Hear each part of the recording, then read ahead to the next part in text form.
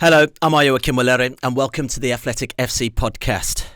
He was once the most expensive player in world football, but last year, Paul Pogba saw his career in tatters after being handed a 4-year suspension for a doping violation. Now, having seen the ban reduced to 18 months, he could be in line for a return to action in March. So what next for Pogba? I'm joined by the Athletic's James Horncastle and Oli Kay as well. James, let's get into this. Let's start with you on this one. Just bring us up to speed as to where we are with this case. And, last time I read, Paul Pogba was initially looking at a 4-year ban that was supposed to run until September 2027. And football fans could potentially see him on the pitch around March time next year. Just tell us more about that. Yeah, so he appealed the ban that was meted out by NADO, which is the Italian anti-doping organization. He took it to CAS. His camp were always confident that, the findings of the Italian National Anti-Doping Organization were not wrong, but they needed nuancing in terms of what had been found in his sample, and of course in terms of the suspension that they requested. Now, in this hearing in CAS, what happened was a lot of the evidence that Pogba and his legal team put forward was actually uncontested, unchallenged, and they were able to get this ban reduced to 18 months, which I think is what they were expecting the first time around. So, that has obviously given him the possibility at his age to resume his career at an age where he's still able to perhaps give us some good years of Paul Pogba. He was at Juventus's game against Cagliari at the Allianz Stadium in Turin a couple of days after the CAS ruling had leaked out. It was only made official on Monday of this week. So, he clearly welcomed the news. The only thing that we've heard from Paul Pogba, apart from in a statement from his team, was him posting on Instagram with a suggesting that his time to play was near or nearing, as he had some boots back on. So, in that sense, this part of the Paul Pogba nightmare is over. Yeah, Ollie, you wrote a piece on The Athletic on Pogba's future, which went out on Monday. James has just said it there, really, in terms of we might be able to see Paul Pogba back and a good version of Paul Pogba at least. I mean, it must be a relief for a player who probably thought he won't ever really be playing if that full ban actually went through. Yeah, if you consider he's 31 now, he's going to be 32 in March, around the time the ban is lifted, mid-March. It would have run until he was 34. And you think of somebody losing 4 years of his career at that age, and it would be very hard to see a way back. I mean, look, I'm sure somebody with his name and reputation and quality, there might have been some kind of offer at 34 after 4 years out, but certainly in terms of his career, the next few years, it does look like there is a way back. But I'm fascinated to see where that is, because from all we've heard from Juventus, it's not going to be there. The statement from Thiago Motta the other day when he was asked about the idea of Pogba's ban being reduced, I think he said Paul Pogba has been a great player, but hasn't played for a long time. And I think those things are both true. And I don't think Pogba can argue with the past tense being used, because it's so long since we've seen him play at a very, very high level. It's not just the 18 months that he will have served by the time of this ban is over. It's his final 2 years certainly at Manchester United, but even throughout his 6 years at Manchester United, it was very stop-start. The moments of brilliance, but there wasn't. We haven't really seen sort of Pogba, the superstar, Pogba, the guy that Manchester United thought they were getting, that Juventus thought they were getting. He barely kicked a ball for them, Mm. even before his ban. So it's a case of what does happen next, because I'm fairly certain it won't be a Juventus shirt. Yeah, James, I'm just trying to think what Pogba's potential saving grace was here. I mean, when it was initially said that obviously he'd had this ban, there was something I read in one of his statements I thought was really interesting. He says, "I've always stated that I never knowingly breached World Anti-Doping Agency regulations." Is that idea of not knowingly actually quite beneficial for someone in court in terms of trying to prove whether or not, they have taken a banned substance or not? Yeah, absolutely. It's an aggravating factor if there is an intention or deliberateness behind taking a banned substance. And that has always been something that Pogba maintained he didn't do. And, I think there is an element of sympathy for him in the situation he found himself in. His return to Juventus did not go as he planned, as the club planned.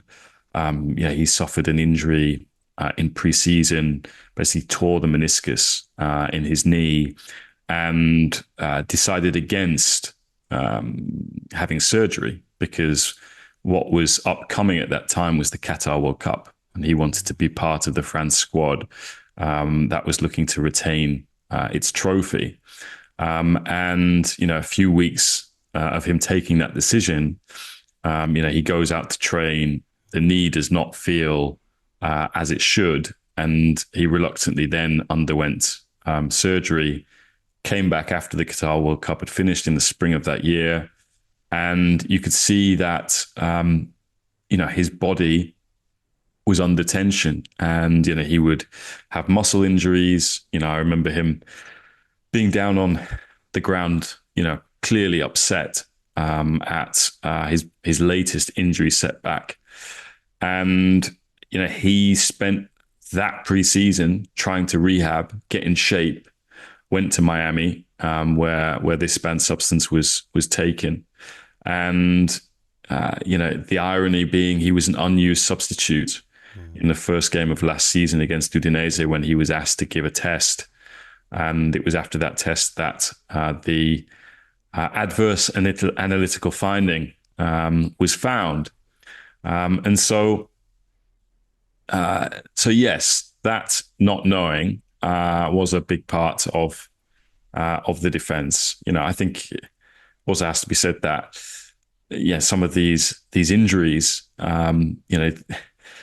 we've talked a lot about injuries at the moment in terms of the amount of games that players are being expected to play. But I think, you can say that when the body is under stress, when the mind is under stress, and he's had a lot of off-field problems, preceding that injury, where you can imagine his body being fragile, vulnerable to injury. So, I suppose the hope is that he will have spent this time out looking after himself, and will be ready to resume when the ban formally ends. From what I was told on over the weekend as I was writing this piece, he has been absolutely insistent all along that, that he did nothing wrong, or knowingly did nothing wrong. He admits that he is guilty of taking the banned substance. He was shocked by the 4 years, totally shocked, and hoped that some degree of mercy would be shown by the Court of Arbitration of Sport, which was obviously the case.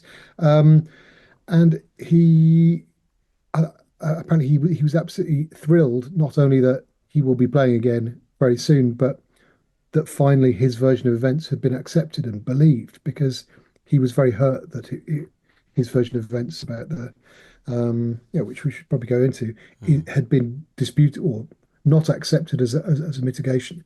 He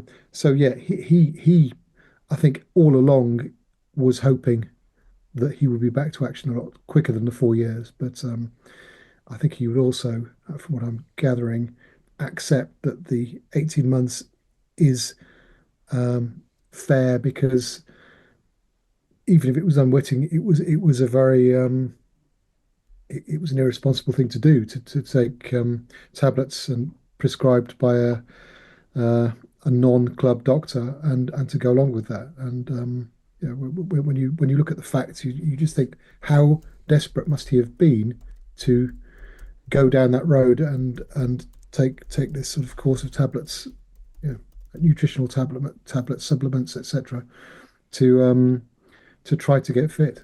All right, let's move on to his future. And Oli sort of spoke about Thiago Motta's comments earlier, James. He's going to be available to play for Juve in March.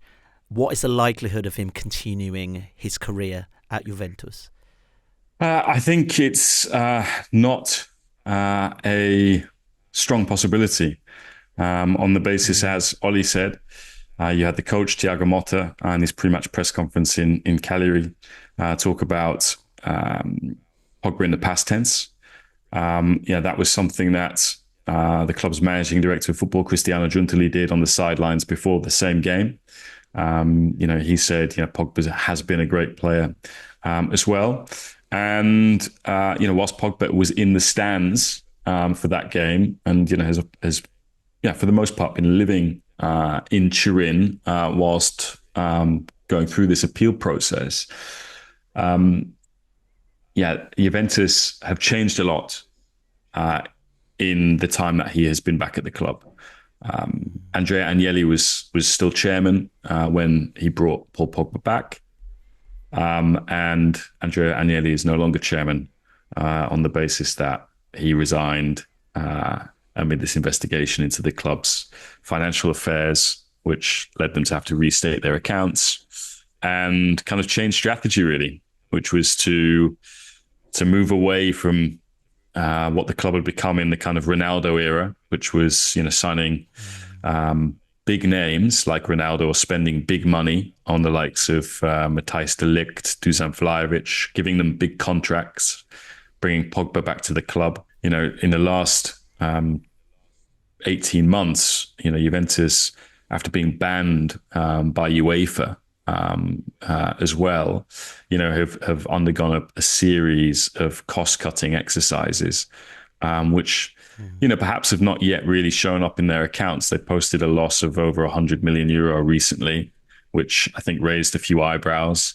Club said that was down to non-recurring negative factors like being banned from the Champions League. But if you look at all the other high earners, with the exception of Dusan Vlahovic, who at least is still young, Adrien Rabiot's contract was not renewed. Alexandro's contract was not renewed. Szczesny was paid off and has now obviously moved to Barcelona. The likes of Federico Chiesa was sold to Liverpool. And I think Pogba falls into that category of high earner in his 30s that the club wants to move away from. So I think that Juventus is a club that has always loved Paul. They felt that him coming back was right, not only for their team, but right for him, I think, in terms of where he was at in his career. And that, Turin had always been a place where he felt loved, where he retained friends. And that's what he needed at that time. But it didn't work out. And so I think, they will work as, kind of their chairman now, Maurizio Scanavino, has said, on an agreement with Paul, reach an agreement with Paul to move on, which would mean something as we've seen with Szczesny, which is, okay, let's look at your contract. What would it take for us to agree to kind of a mutual termination? Yeah. Oli, I'm just thinking about a player who's not played for a while, but also in the past, and I mean, you look at his social media, a player that still offers a fair bit of commercial value. I mean, we might not see that player on the pitch, but you can understand that actually Pogba still holds a bit of a commercial value. I mean, I'm looking at his boot sponsor. It doesn't look like the big Adidas have let him go yet. He's still in their clothes. He's still wearing their garments.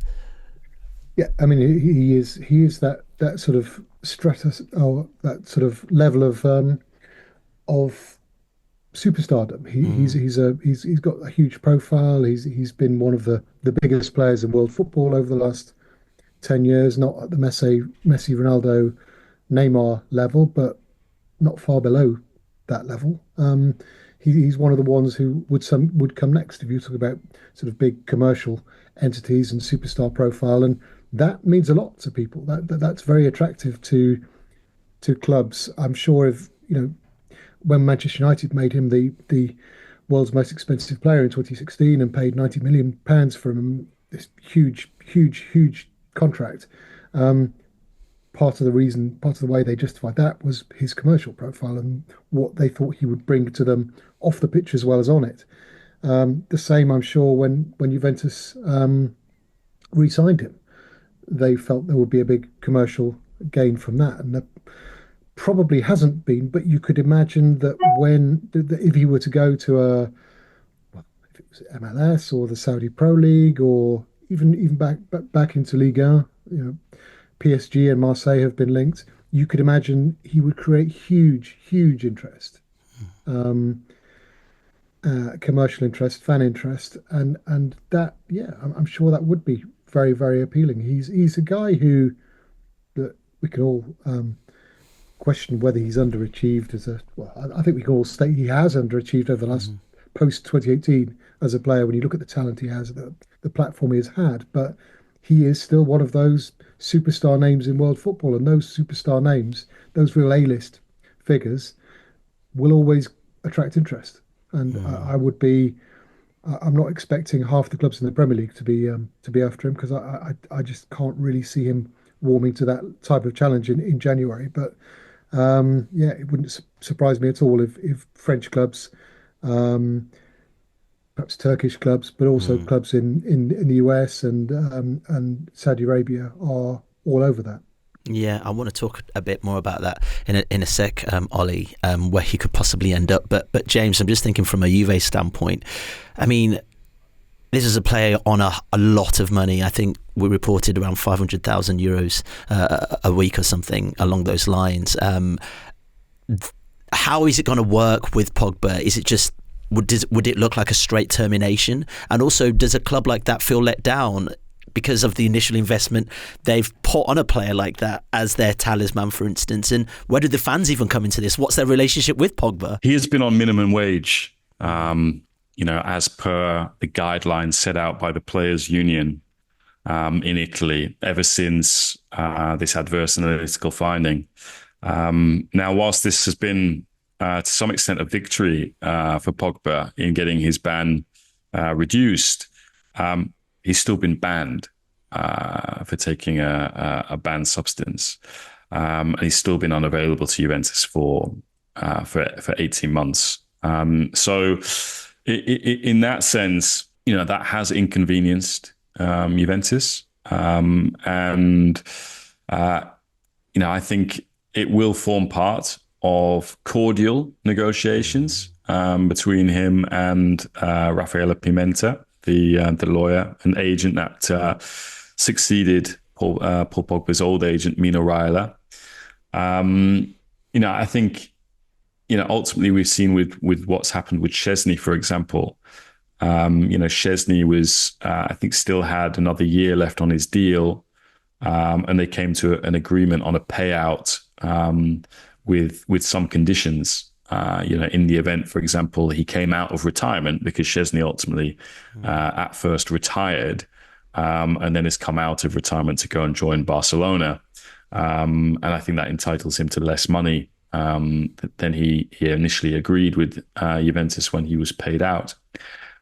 So, yeah, from what we've been told, these negotiations are beginning. There's good intentions behind them. I think in terms of the relationship between Paul and Juventus fans, I don't think there's any ill will towards him. And I think ultimately he will remain a symbol of Juventus getting back to where they belonged, which was at the top of Italian football and competing to go as far as the final in the Champions League as well. He was the kind of player that, they were excited about and thought that they could not attract. Juventus, sort of back in 2011, were being turned down by players like Robin van Persie, even Antonio Di Natale within Italy. And, they won the league with Conte and then signed him on a free transfer. No one really knew much about Paul Pogba. And he very quickly established himself as a player who could be very good within an already very good midfield of Andrea Pirlo, Arturo Vidal, Claudio Marchisio. As much as Juventus beginning to be successful again and reaching the Champions League and always being at the Champions League at the time when only two clubs automatically qualified for the group stages in Italy. So it really made Juventus rich. They were able to go to the next level and get to a stage where they could afford Cristiano because of that sale, the sale of Paul Pogba to Manchester United. And so, as much as people like to portray Juventus's dominance for 9 years as being sort of, Agnelli family bankrolled and all this sort of thing, which has never been how the club has run. The club has always been run as a business. They spend what they earn and that sort of thing. They were able to have that second tailwind, I suppose, from winning 4 league titles to 9 because Paul Pogba brought in that huge windfall that allowed them to go again and again. And I think that, that is acknowledged within the Juventus fan base and, I think within some sections of the club still. Yeah. Well, Oli, you sort of spoke about it earlier in terms of where we could potentially see Pogba next. I wonder where makes better business sense for Paul Pogba, because this is still a business and these are footballers on good money and he's a footballer that's been on good money. But you could also say, this is a player that, I hate using this sort of phrase that we use quite cliche in football, he's like a new signing because he hasn't really played for a fair bit of time. There's a lot of rehab there and we know he's an injury prone player, but a team could really see this as this is actually decent business for us. Which kind of league do you think would make good business sense for Paul Pogba? Business sense as in financially for him? Financially, yeah. Well, I would expect the biggest offer to be from the Saudi Pro League. That's generally how it goes, and particularly for sort of those superstar figures who are now in their 30s and tail end of their careers. It's fascinating really because I look at Pogba and I look at the image he has and the sort of commercial image he has and the sort of off-field, personality image he has, and there's this. I think people might look at him and say, "Oh, Pogba is pure Saudi Pro League. He's got that, he's that type of figure. He would go there." But I think people would also, if say LA Galaxy or LAFC came into the equation, I think people or Inter Miami or whatever, I think people would also say, "Oh, he is pure Inter Miami, pure LA," because there's this sort of contradiction and nobody quite really knows what Pogba is. Is he somebody who would go to either of those two leagues, and if so, which? Or is he some? You look at the clubs that he's spent his career at. It's been Manchester United, it's been Juventus. Huge clubs, very serious, intense clubs. Or Manchester United, both. Well, they were both serious until the last few years, anyway. But very serious, intense, competitive clubs, competitive environment in sort of big northern industrial cities. And you think he's, if you were to pigeonhole him as what type of club he would, you might have thought he would spend his career at, you might not have chosen Manchester United and Juventus. You might have thought is he more of a Real Madrid player? Is he more of a, I don't know, Paris Saint-Germain player? Mm. So I don't know. I've never really been able to work out what drives Pogba, uh, what makes him tick. I've seen the idea of Marseille um, Mm. linked, and that is a unique, almost uniquely intense club in terms of the fan base, in terms of what the city's like itself.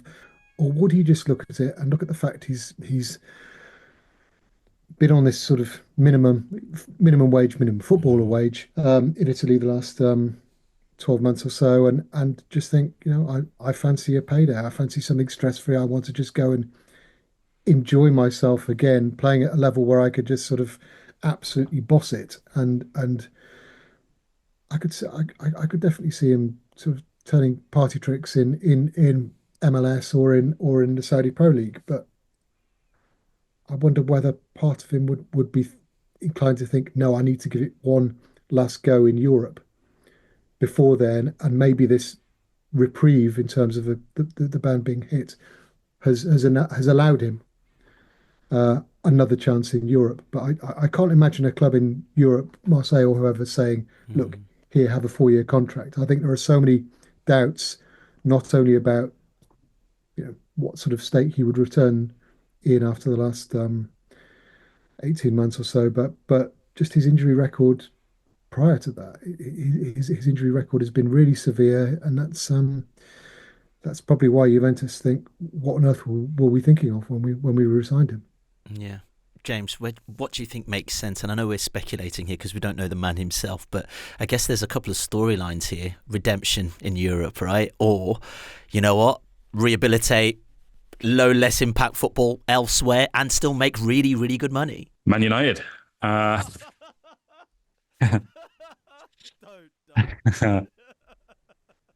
No, look, I mean, I think for him, yeah, there's obviously still things going on, in his private life, which are, have been well documented. We've written about, the investigations going on into, sort of alleged extortion attempt,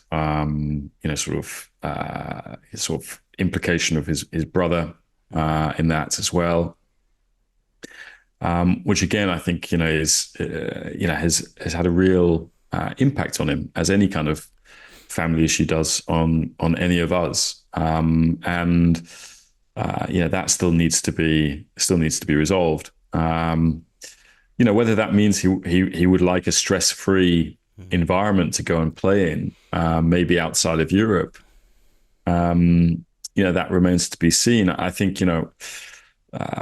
Pogba, sort of even during his time at Juventus, I think he would move to Saudi Arabia for other reasons, more reasons than just money. The one that's the headline. I mean, he visited Saudi, I think at the beginning of his second season, in his second spell at Juventus, which led to a lot of speculation about whether he was going to go there. But that in turn, I think, was a religious pilgrimage. He's someone who's been to Saudi Arabia a few times in his life. I think to some extent his spirituality has been quite not underappreciated, but maybe underreported as a big part of who he is as well. And I think so. I think in some respects, moving to Saudi would not necessarily be what it is to some of the other players that have gone there. Miami is where this all happened, in terms of seeing a personal trainer and taking the substance that led to his ban. But again, Miami is a place that he's liked to go in the past. Whether that's feasible, considering all of Messi's mates who play there at the moment, and what that means for Inter Miami and their budget. I don't know, but we've seen players who have either had an awful long time out with injury, or players who have gone to Saudi, all of a sudden come back, not necessarily to club football in Europe, but to national team football.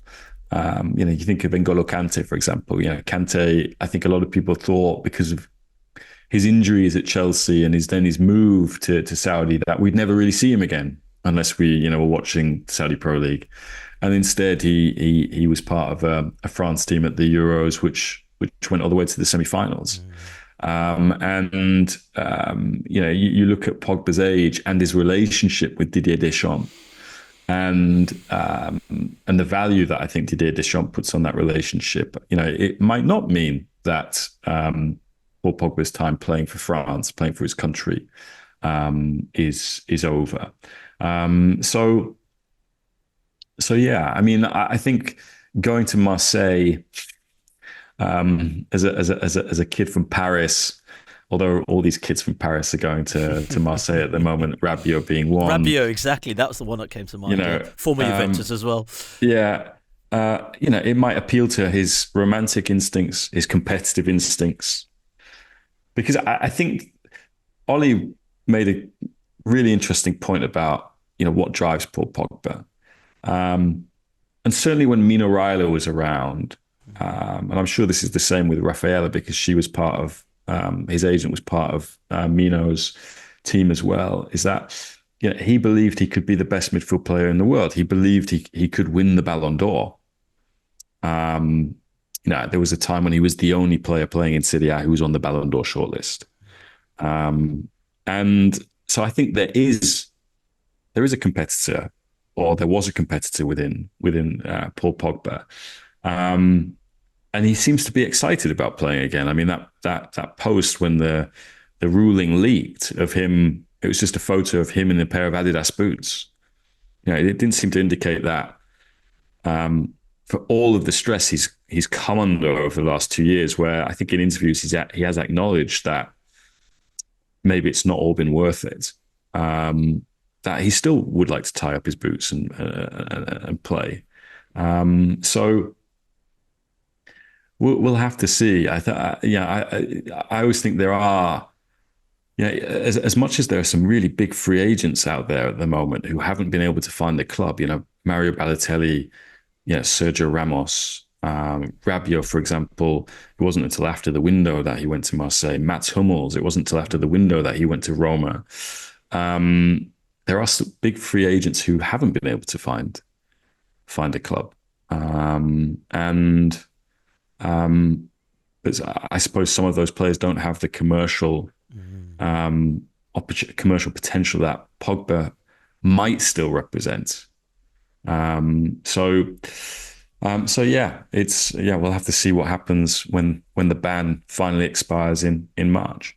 Yeah, Oli, how much do you think this episode will define that latter part of Paul Pogba's career? You spoke about 2018 World Cup win, and also the fact that we haven't really seen him at his peak due to injuries and other things. Does this feel like a real opportunity just to rewrite the script for Paul Pogba? Yeah, it doesn't even have to be rewriting the script. I think, as you say, it's about defining the final years of his career. I think whatever he does from now, I don't think the doping ban is going to be what ultimately defines his legacy. I think people will always remember the guy who played in the 2018 World Cup and scored in the final, and people in years to come will look him up on YouTube or the future equivalent and see all these sort of amazing skills and slide rule passes over 50 yards, of pirouettes in the middle of the pitch, and think, wow, what a player. I think there will then probably be a secondary conversation about, well, he didn't really do it at Manchester United, and the second spell at Juventus was a disaster for these different reasons. But there is definitely an opportunity to do something of significance. He's only 31 now. He's fairly lightly raced in terms of miles on the clock the last few years. Now that could be a bad thing, because it might just show that his body isn't up to it, or it might mean that he's got less sort of wear and tear issues. We just don't know. It's Juventus certainly didn't show much willingness to play him that first season and risk his fitness. I'm just fascinated to see where he does go, because as we've been saying, it's a case of whether he's most excited by the most sort of intense competitive challenge, which is probably PSG or Marseille, or whether it's what's best financially and probably a bit less intense and more relaxed, which might be what he wants after the last 4 years. There was a quote where he spoke about I think he spoke to Al Jazeera. It was almost around the time. I think the interview came out just after his positive test and was recorded just before then, but where he spoke about how complicated life had become with money and complicated everything around football had become, and he sounded like somebody who just wanted to almost sort of get away from that side of things and just play for fun. And he has that that sort of joie de vivre in the way he plays anyway. So maybe something less intense, like the Saudi Pro League, like MLS, without wishing to offend our American listeners, might appeal to him more than something more pressurized in Europe. Mm-hmm. For sure. Well, brand Pogba 2.0 is imminent. I think March to be exact. Thanks, gents, for your time. Ollie and James as well. Adam Leventhal will be back with the preview tomorrow with John McKenzie and Tim Spears as well. Thank you so much for listening. If you want to watch more episodes of the show, please subscribe to the channel. We'll be joined by the likes of David Ornstein, Matt Slater, Adam Crafton, Carl Anker, and plenty more through the season. If you'd like to listen to the episodes in full in audio form, search The Athletic FC wherever you get your podcasts from.